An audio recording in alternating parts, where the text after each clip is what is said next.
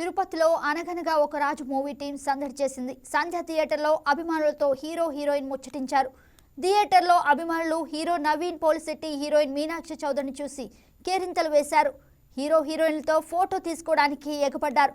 ప్రపంచవ్యాప్తంగా 100 కోట్లు దాటడం సంతోషంగా ఉందన్నారు హీరో నవీన్. సినిమాలు ఇంత పెద్ద విజయం అందించిన అభిమానులకు కృతజ్ఞతలు తెలిపారు. తనకు తిరుపతి అంటేనే ఇష్టమని, సినిమా విజయవంతమైన తర్వాత తిరుపతిలో అభిమానులతో కలిసి సినిమా చూడటం చాలా సంతోషంగా ఉందన్నారు.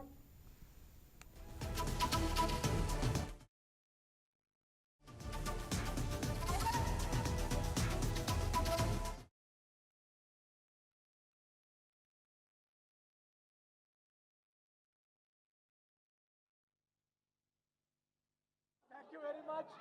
అనగనగా ఒక రాజు సంక్రాంతి పొంగల్ బ్లాక్ బస్టర్ తిరుపతిలో ఉన్నాము. మీరు రియాక్షన్స్ చూస్తున్నారు కదా, మా గొంతులు మాకే వినపడట్లేవు. తిరుపతిలో బ్లాక్ బస్టర్ రెస్పాన్స్ ఉంది. అనగనగా ఒక రాజు ప్రపంచవ్యాప్తంగా ఈరోజు 100 కోట్ల గ్రాస్ దాటుకుంది. సో ఈ విజయయాత్ర తిరుపతికి చేరింది. ఆ వెంకన్న స్వామి ఆశీస్సుల కోసం, తిరుపతి ప్రేక్షకుల దీవెనల కోసం ఇక్కడ రావడం జరిగింది. Phenomenal response. ఈ రెస్పాన్స్, ఈ అరుపులు, ఈ కేకలు, దీనికోసమే మేము సినిమా తీసింది. మా టీం అందరూ ఇక్కడికి రావడం చాలా చాలా సంతోషం. ఇది వరుసగా 4వ block buster Tirupati. So thank you very much Tirupati వాళ్ళకి.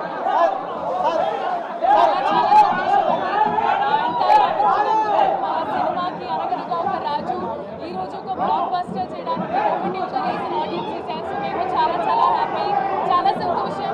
అండ్ తిరుపతికి మేము ఇక్కడికి మీ అందరితో కలిసి చాలా హ్యాపీ అండి. Thank you. మీ టీంకి ఎంత లవ్ ఇచ్చినందుకు. చాలా చాలా ఇది మొట్టమొదటిసారి నాకు 100 కోట్ల క్లబ్.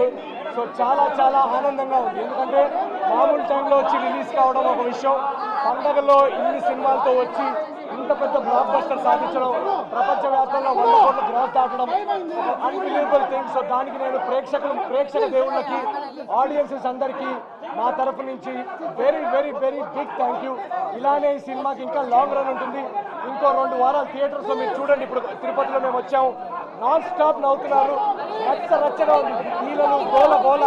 ఇలాంటి ఒక అట్మాస్ఫియర్ కోసమే మేము సినిమాలు తీస్తాం. సో అలాంటి అట్మాస్ఫియర్ మేము విట్నెస్ చేయడం మాకు చాలా చాలా సంతోషంగా ఉంది. బ్లాక్ బస్టర్ అనగనగా ఒక. Please subscribe to YK TV Network. Please subscribe to YK TV. Please watch YK News.